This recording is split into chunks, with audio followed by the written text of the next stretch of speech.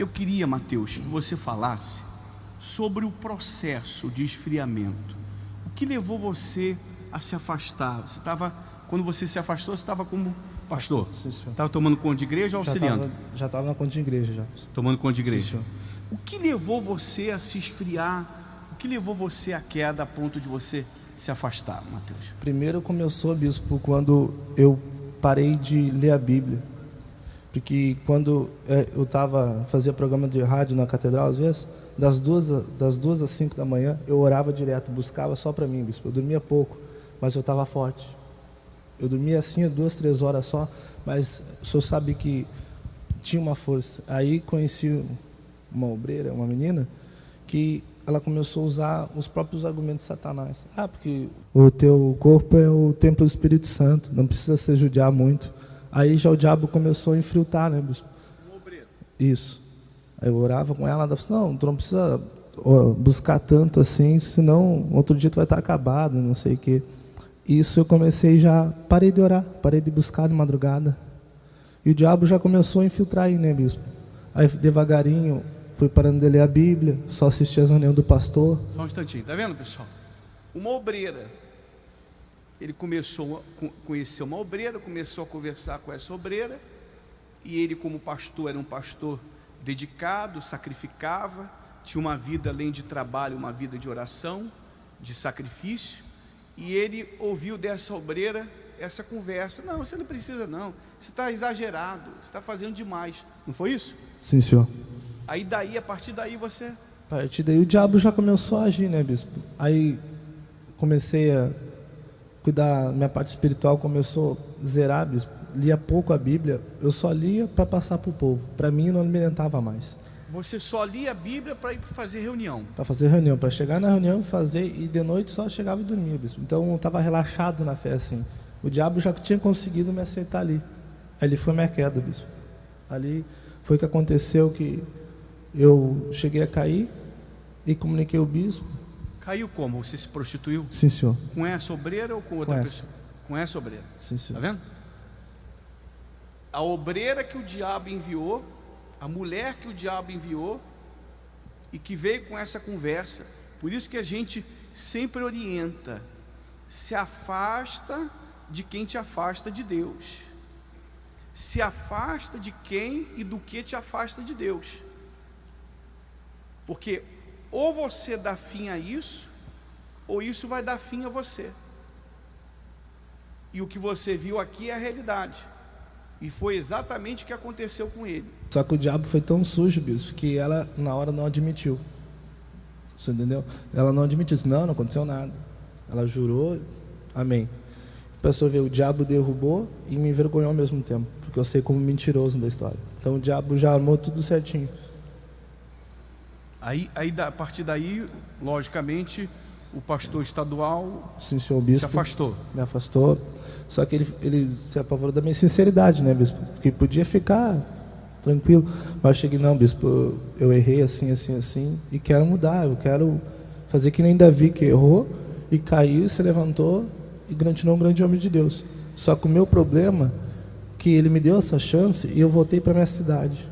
E lá, bispo, eu fiquei ouvindo a voz do diabo. Os próprios colegas, bem dizer, que era meu, ligavam para mim, estão falando aqui que tu é mentiroso. Nisso eu sujei meu coração, bispo.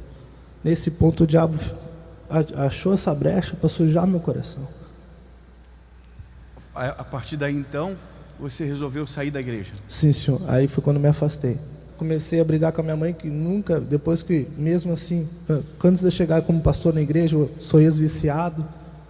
E eu sei que a minha mãe lutou, teve 2 guerras, essa e a outra passada comigo. E depois que eu vim, me consegui afastar dela, eu não ouvia mais ela tentava falar comigo, eu era muito estúpido. O diabo armou uma situação até dentro da minha casa, bispo. Começou a te usar contra a tua mãe? Contra minha mãe e contra minha irmã, que é obreira. Daí eu não conversava mais com ela direito, só soltava as patas. Mas não era porque eu queria, bispo. Era uma coisa que não, o senhor sabe que não fechava, sabe? O próprio diabo botou aquilo para me afastar da presença de Deus. Os pastores da região me ligavam, me procuravam. Eu, pastor, eu vou lá, quarta eu vou, terça eu vou. Chegava na hora, sempre tinha um amigo que me convidava para sair. Sempre. Um amigo do mundo. Sim, senhor. Quer dizer, um amigo do diabo, né, bispo? E nessa tragédia, para você ter noção, eu perdi 56 amigos, tentei ajudar lá, a mãe estava ali plantando o dia. É a mesma coisa que o senhor olhar um filme, aquele Inferno em Chamas. Ali o senhor tira a conclusão que nós passamos lá, bispo. Era gente pedindo socorro, na última hora pedindo por Deus, e na mesma hora, bispo, eu olhei para a boate, eu vi que Deus me livrou, eu falei, meu Deus, eu me entrego a minha alma aqui. Se eu estivesse lá dentro, eu estava no inferno. Inclusive a menina que você estava namorando morreu. Sim, senhor. Ela estava lá dentro, eu tirei ela às 4h30, já, o pessoal 3 horas já saiu morto.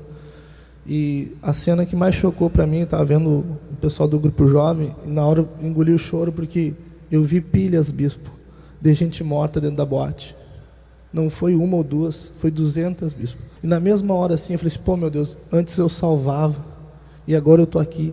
E naquela hora eu tive entrega, bispo, total. Eu falei, meu Deus, eu me entrego. Eu não creio que em algum momento a senhora duvidou, murmurou do poder de Deus. Não, bispo. Naquela semana antecedente, o que aconteceu lá na Kiss, a semana inteira eu falei de salvação para ele. Chegava na igreja, nunca, isso eu tenho assim comigo, eu nunca confessei derrota para ninguém. As pessoas me perguntavam, como está o Mateus? Digo, Mateus está nas mãos de Deus. Era a minha resposta. Quando eu terminei de fazer o que eu tinha que fazer, tocou o telefone, o enfermeiro atendeu. Aí já era o pessoal avisando que tinha acontecido uma tragédia na Boate Kiss. E que precisavam do pessoal da CTI para descer, para ajudar no PS. Quando eu desci a escada do hospital, que fica assim, quando desce a escada da de frente para o PS, eu vi os gritos de socorro. Quando eu desci, antes de eu botar o último pé no degrau, de eu olhar, eu digo, Pai, a alma dele eu não aceito perder. De maneira nenhuma, Pai. Eu não fiz voto com o homem, eu fiz com o Senhor. Então eu não aceito receber o meu filho morto, porque naquele momento o resgate disse, olha, tem muita gente morta. Quando eu entrei, era uma cena de filme de terror. Não tinha explicação, não foi visto a quantidade de jovens que chegou no PS. Chegou 20, 30 e ali foi subindo, a gente não sabia o que fazia. E eles gritando por socorro. Cada um que eu atendia, é como eu estivesse atendendo ele. Eu pedia para Deus, meu Deus, eu tenho que ter força, Pai. Eu tenho que ter força, porque eram umas crianças, tu olhava assim, não tinha explicação. Digo, meu Deus do céu, me ajuda. Chegavam os colegas do resgate, eles diziam, tem mais de 100 corpos dentro da boate. E o que mais me doeu, não pela morte, lógico, mas eu olhava para as almas. E eu, de certa forma, também me cobrava. Digo, Pai, será que eu fiz o suficiente? Quantas almas estão ainda aqui? Olha o que o diabo fez, porque foi uma coisa assim, ó, centena. E às vezes a gente custa tanto a ganhar uma alma, a buscar, a cuidar daquela alma.